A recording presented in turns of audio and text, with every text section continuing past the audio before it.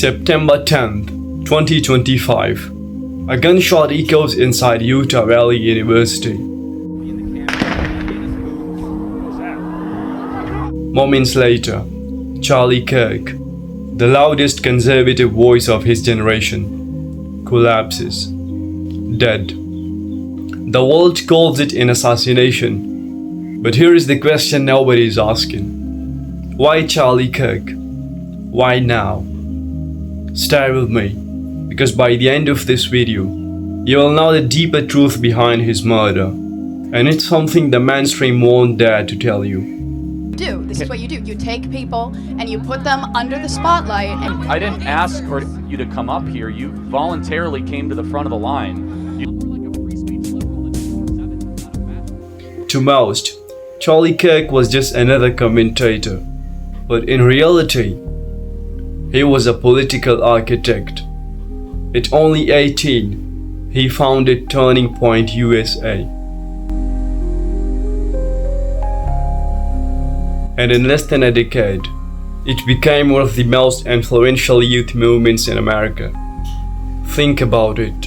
While politicians struggled to connect with Gen Z, Kirk built an empire of college chapters, rallies, podcasts, and viral moments that shaped young voters. He turned campuses into battlegrounds. He didn't just talk politics, he revived culture. But power has a price. For every student he inspired, there were protesters screaming outside his events.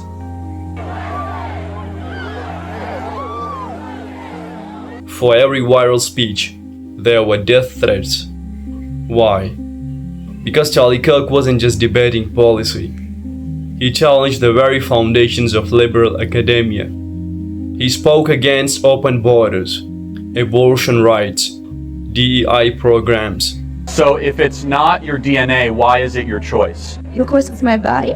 It happens to be temporarily in your body, but is it your being? And the influence of leftist professors.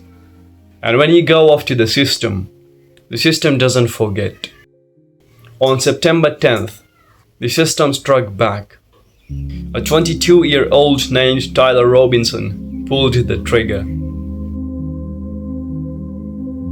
Officials are calling it political assassination. But here is the mystery.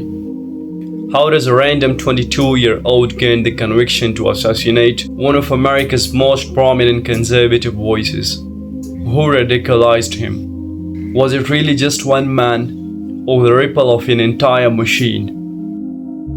Because history tells us, assassinations are never random. Look back through history. Every figure who rose too fast, who disrupted too much, who shook the system, was silenced. From JFK to Martin Luther King Jr.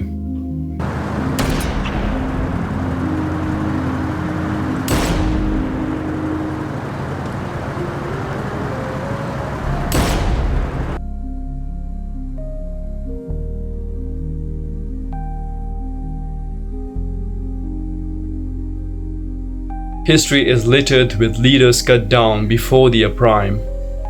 And now, Charlie Kirk joins that list.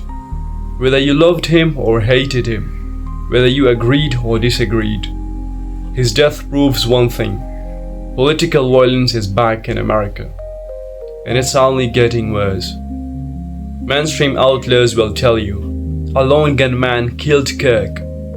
But they won't tell you about the toxic atmosphere that normalized hatred against him. They won't tell you how campuses turned him into a villain.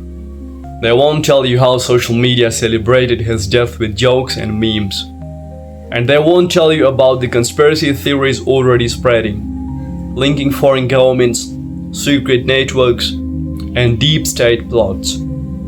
Because to admit this assassination was bigger than one bullet would expose how fragile America really is. But here is the twist. Assassins can take a life, but they can't kill an idea. Charlie Kirk built a generation of young conservatives who now see themselves as soldiers in a culture war. And ironically, his death may have made him more powerful than ever. A martyr, a symbol, a warning shot to the nation. So here is the question you need to answer. Was Charlie Kirk killed because of his words, or because what he represented? And more importantly, if free speech itself is now under fire, how long before the next bullet flies?